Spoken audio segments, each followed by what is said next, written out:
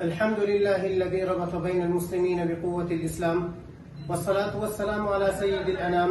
أما بعد فأعوذ بالله من الشيطان الرجيم بسم الله الرحمن الرحیم۔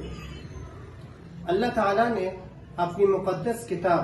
قرآن پاک میں لیلۃ القدر کی ایک بہت بڑی فضیلت ذکر فرمائی ہے۔ چنانچہ اللہ تعالیٰ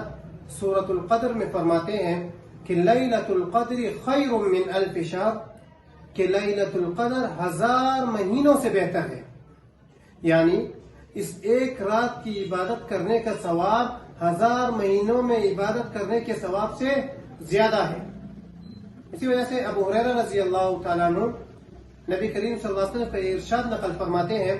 کہ من قام لیلۃ القدر ایمانا واحتسابا غفر له ما تقدم من ذنبه، رواہ البخاری،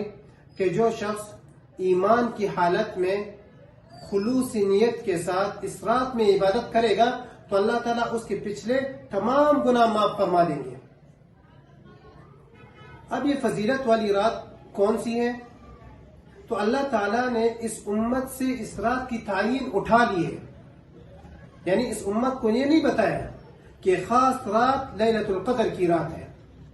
اس کی حکمت علماء یہ بیان فرماتے ہیں کہ اللہ تعالیٰ نے اس رات کی تخصیص کیوں نہیں کی، یہ اس وجہ سے تاکہ یہ امت تمام طاق راتوں میں اللہ تعالیٰ کی عبادت کرے اور لیلۃ القدر کو تلاش کرے، کیونکہ اگر امت کو اس لیلۃ القدر کی رات کا تعین کر دیا جاتا تو یقینی طور پر امت اس رات میں عبادت کر کے باقی تمام طاق راتوں میں اپنے آپ کو عبادت سے فارغ سمجھتے۔ البتہ قرآن پاک اور احادیث سے یہ پتہ چلتا ہے کہ لیلۃ القدر رمضان کے مہینے میں اور آخری عشرے میں اور آخری عشرے کے طاق راتوں میں اس کے ملنے کا امکان ہے، اور اس طاق راتوں کے 27ویں رات کو ملنے کا زیادہ امکان ہے۔ اگر ہمیں اور آپ کو اس فضیلت والی رات کا ثواب چاہیے تو ہمیں 5 راتوں کو جگنا ہوگا۔ وہ 5 راتیں کون سی ہیں؟ 21، 23، 25، 27 اور 29 کی رات، کہ ہمیں اور آپ کو ان طاق راتوں میں ساری رات عبادت کرنی چاہیے۔ صلاۃ التسبیح پڑھے ہم،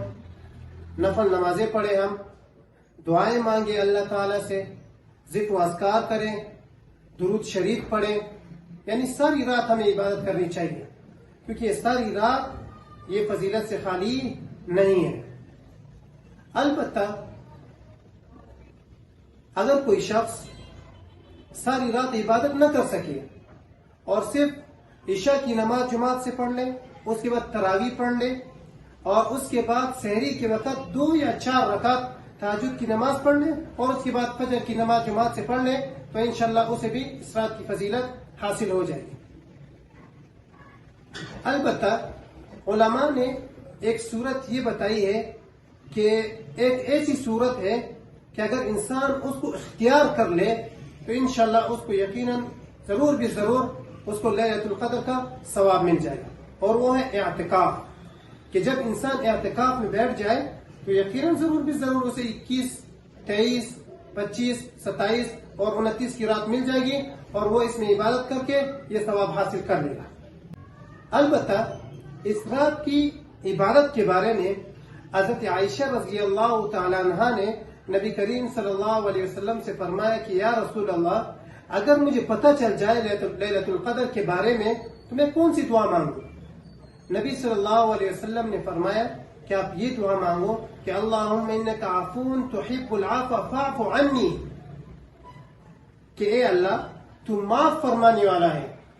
اور معاف کرنے کو پسند کرتا ہے، بس مجھے بھی معاف فرما دیجیے۔ البتہ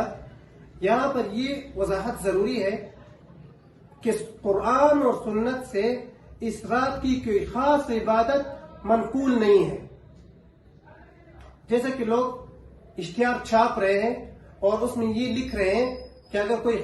فلاں دن میں یعنی خاص دن میں کوئی 2 رکعت پڑھ لے اور ان صورتوں کے ساتھ تو اللہ تعالیٰ اس کے 60 سال کی عبادت یا اس کے قضاء عمری جو ہے وہ معاف فرما دیں گے.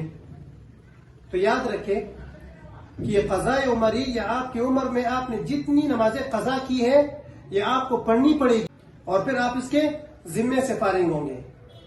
یہ غلط صورت ہے اور یہ پروپیگنڈا ہے، ایک غلط صورت ہے جو لوگوں میں پھیلائی جا رہی ہے، لہٰذا اس سے خود بھی بچے اور لوگوں کو بھی بچائے. تو اللہ تعالیٰ سے دعا ہے کہ اللہ تعالیٰ ہمیں اور آپ کو اس فضیلت والے راتوں میں فرائض کے ساتھ ساتھ انفرادی طور پر نفل نمازیں، صلاۃ التسبیح، درود شریف، ذکر و اذکار، استغفار اور دعاؤں کی توفیق عطا فرمائیں. وآخر دعوانا ان الحمد للہ رب العالمین.